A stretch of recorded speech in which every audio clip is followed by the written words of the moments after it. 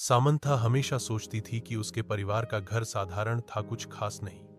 एक शांत पड़ोस में स्थित यह एक आरामदायक 2 मंजिला घर था, जिसमें एक सफेद पिकेट बाड़ और एक अच्छी तरह से रखा गया बगीचा था। फिर भी जैसे ही वह एक दोपहर धूल भरे अटारी में घूमते हुए उसकी नजर कुछ असामान्य पर पड़ी।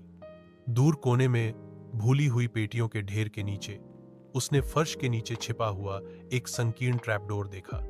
जिज्ञासा पर सामुसेलस लामस की इक्वेड वह घुटने टेककर उसे खोला। नीचे स्थित छोटा सीढ़ीदार मार्ग एक धुंधले बासी सुरंग की ओर जाता था।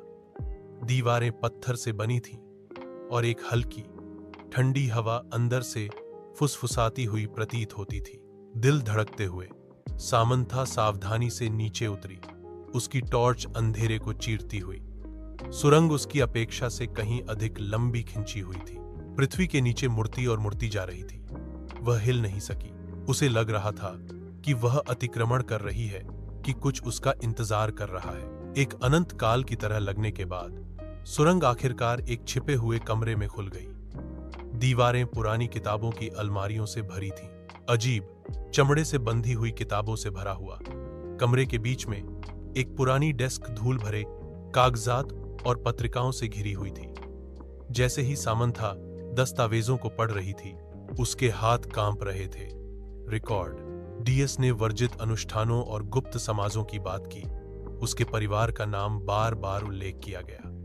https www magiclight AI project detail 7 quintillion 336 quadrillion 716 trillion 824 billion 79 million 732,738 affiliation 6CG 2VOJ-Q27 YDNHDF हड़ी।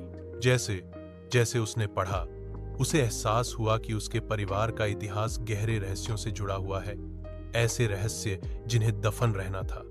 उसने कुछ ऐसा उजागर किया था जो किसी को नहीं पता होना चाहिए था, कुछ ऐसा जो था पीढ़ियों से छिपे हुए थे। जैसे ही खोज का भार उस पर पड़ा, उसने अपने पीछे से सबसे हल्की आवाज सुनी, एक फुसफुसाहट, धीमी और ठंडी। वह अकेली नहीं थी।